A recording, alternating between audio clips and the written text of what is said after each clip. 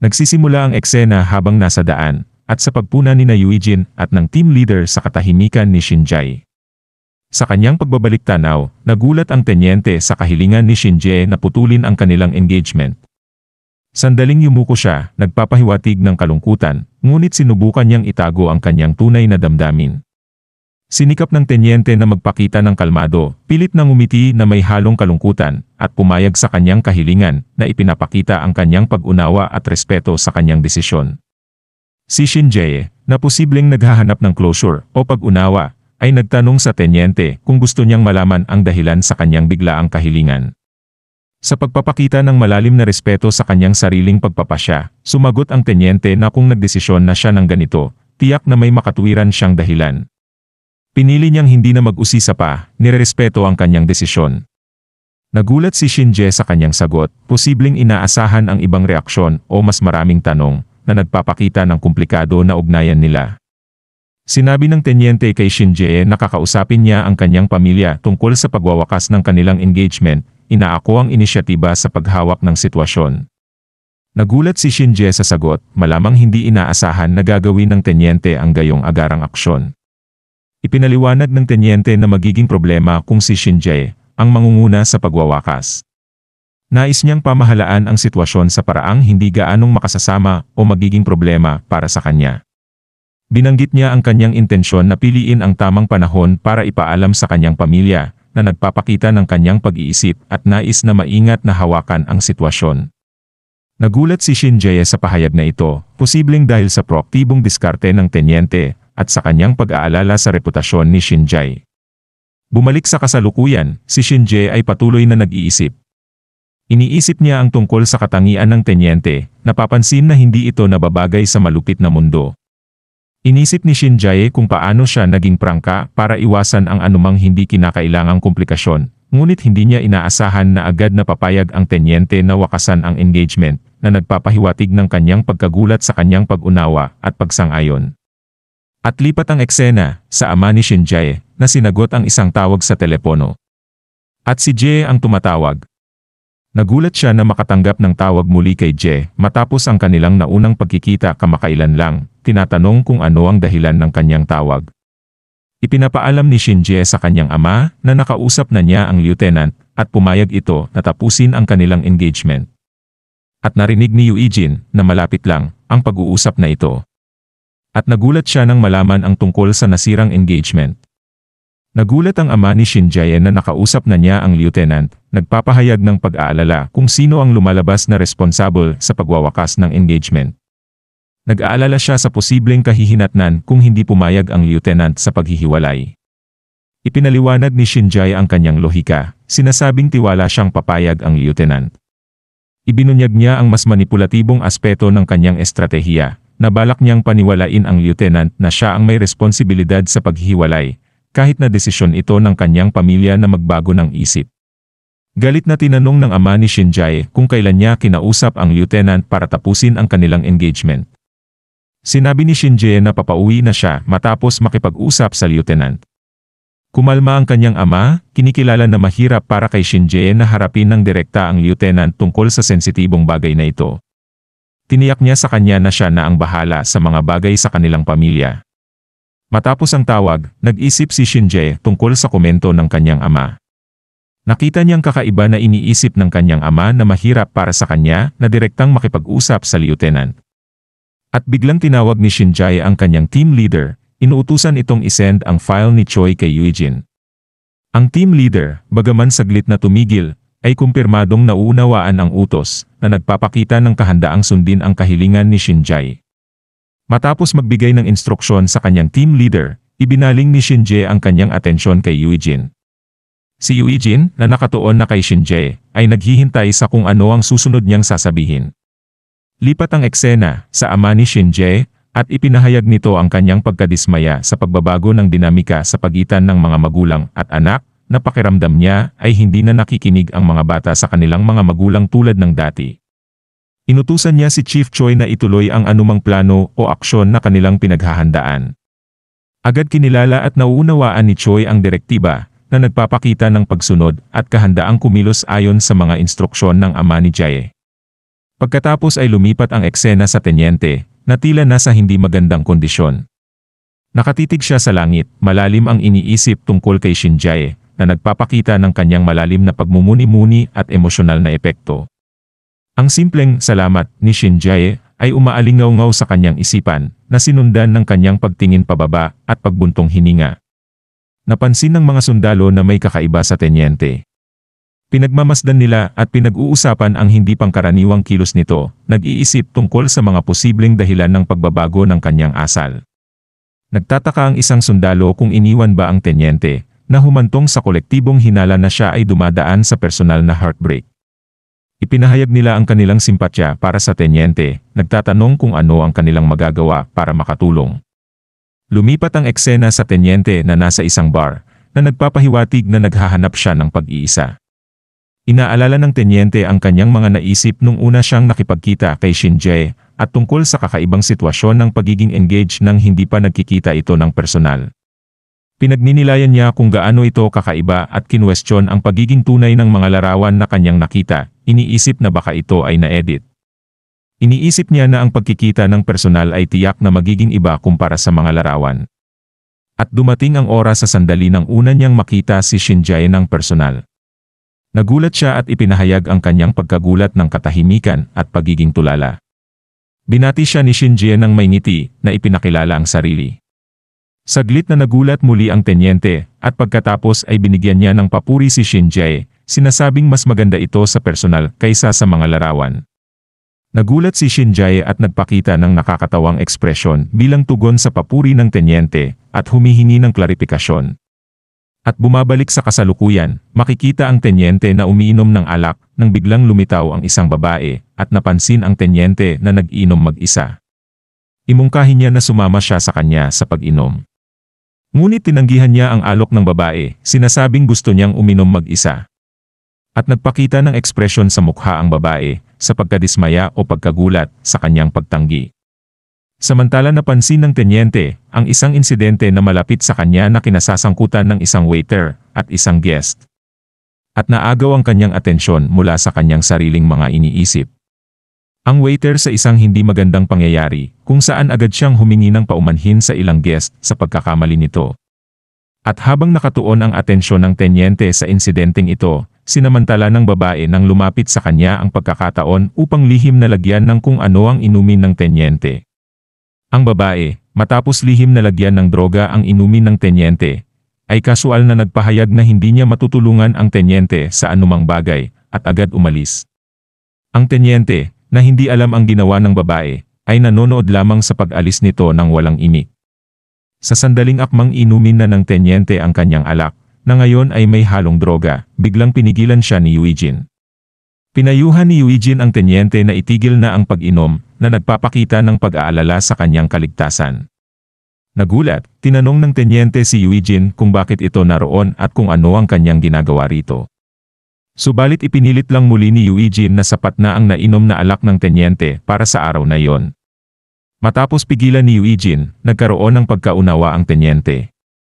Kinikilala niya na hindi dapat siya magpakalugmok dahil sa pagiging iniwan at tinanggap ang realisasyong ito, nagdesisyon ang tenyente na umalis sa bar kasama si Eugene. Lumipat ang eksena sa parking lot kung saan tinutulungan ni Eugene ang ngayon ay lasing na tenyente na makasakay sa kotse. Ang tenyente, na apektado ng alak, ay humingi ng paumanhin kay Eugene dahil sa kanyang pagkalasing at agad pinapakalma ni Eugene ang tenyente na nagpapakita ng pag-unawa sa kanyang kalasingan.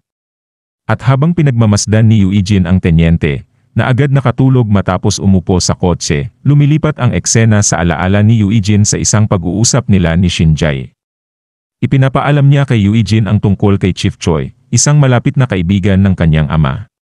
Ipinahayag ni Shinjae ang kanyang hinala na ang kanyang ama ay baka gumawa ng mahalagang hakbang sa susunod na mga araw, posibleng sa pamamagitan ni Chief Choi. Hinihiling niya kay Eugene na bantayan si Chief Choi, na nagpapahiwatig ng potensyal na mga lihim na aktibidad o plano.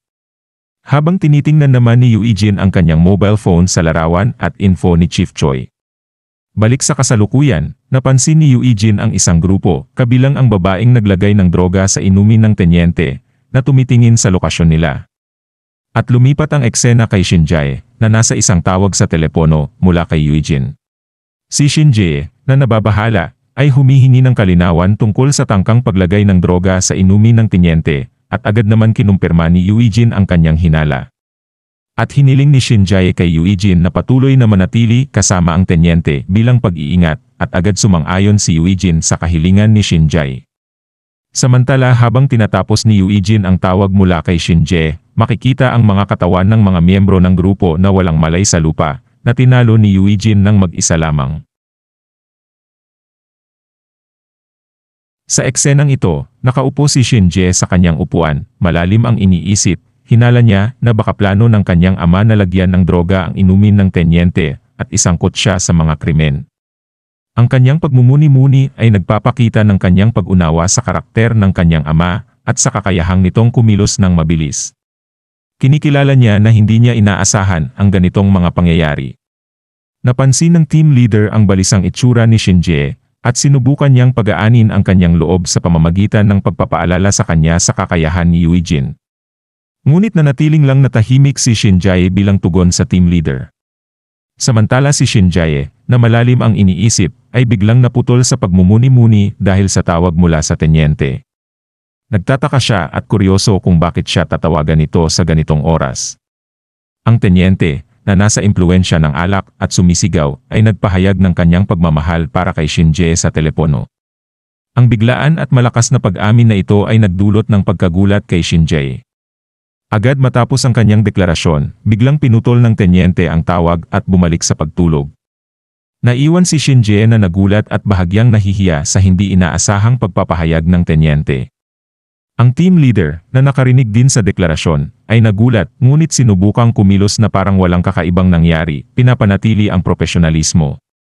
Nagbago ang eksena sa ama ni Shin-jae, na nasa isang tawag sa telepono. Nagpapahayag siya ng hindi paniniwala. At sa kabilang linya, nagpahayag si Choi ng kanyang paghingi ng paumanhin para sa isang kamakailang kabiguan. Ipinapaliwanag niya na may isang tao mula sa panig ni Kang Hamchan na biglang lumitaw, at hindi niya ito napigilan dahil mabilis ang pangyayari. Malinaw na hindi natuwa sa sitwasyon, mahigpit na binigyan ng ama ni Shin-jae si Choi ng huling babala. Sinabi niyang ito na ang huling pagkakataon ni Choi, at kung mabigo siya ulit, magkakaroon ito ng malubhang kahihinatnan. At agad kinilala ni Choi ang bigat ng sitwasyon at ang pagiging painal ng babalang ito, at binaba na ang tawag. Si Choi, na halatang galit, ay kinumpronta ang kanyang mga tauhan tungkol sa kamakailang kapalpakan. Sinubukan ng isa sa mga tauhan ni Choi na ipaliwanag ang sitwasyon, humihingi ng tawad, at sinasabing ipinasa na niya ang gawain sa ibang mga miyembro. Inamin niya na hindi niya inasahan ang pagkabigo. Bilang tugon sa paliwanag na ito, sinampal ni Choi ang kanyang tauhan, isang pisikal na pagpapakita ng kanyang galit at pagkadismaya. Sinermunan ni Choi ang kanyang tauhan, binibigyang diin ang naunang kasanayan at matagumpay na mga trabaho ng tauhan. Tinatanong niya ang performance ng tauhan sa pagkakataong ito, na nagpapahiwatig na inaasahan niyang mas mahusay na pagganap at resulta. Binigyang diin niya na dahil siya ang nag-hire sa tauhan, inaasahan niyang personal na hahawakan nito ang trabaho at hindi ipapasa sa iba.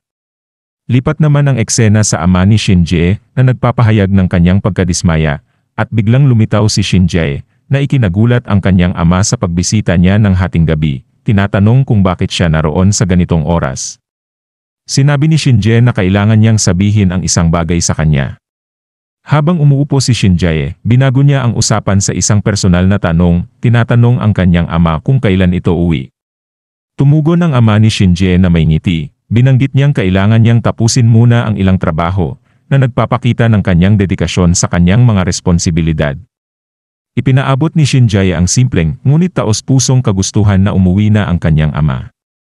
Nagulat ang kanyang ama sa kahilingan niya na makikita sa kanyang reaksyon na nagtataka. Muling binigyang diin ni Shin-jae ang kanyang hiling, na ipinapahayag na gusto niyang tumigil na sa pagtatrabaho ang kanyang ama at umuwi na. At sandaling tumahimik ang ama, pinagnilayan ang sinabi ni Shin-jae. Ipinahayag niya ang kanyang emosyonal na kalagayan, binanggit niyang nalulungkot siya dahil sa sitwasyon kay Yong-ho, at ipinaabot niya ang kanyang nararamdamang pagiging labis na nahihirapan, tinatanong kung bakit dinadagdagan pa ni Shin-jae ang kanyang mga problema. Pinapakalma ni Shin-jae ang kanyang ama, sinasabi na hindi na siya kailangang malungkot, ipinapahiwatig na sila at ang kanilang kapatid ay hindi na mga bata. Ipinahayag ng kanyang ama ang pangunahing pag-aalala ng isang magulang, tinatanong kung paano hindi maaalala ng isang ama ang kanyang mga anak. Tumutol si Shin-jae sa pamamagitan ng pagmungkahi na ang pag-aalala ng kanilang ama ay higit tungkol sa kanila bilang mga empleyado kaysa bilang mga anak. Ipinahihiwatig niya na nababahala ang kanilang ama dahil hindi sila laging sumusunod sa kanya bilang leader ng negosyo. Ipinagtanggol ng ama ang kanyang paninindigan, sinasabing kailangan niyang maging mahigpit at praktikal para patakbuhin ng matagumpay ang isang kumpanya. Kinikilala niya ang maraming problema na kanyang hinaharap, na nagpapahiwatig ng bigat ng responsibilidad na kanyang nararamdaman.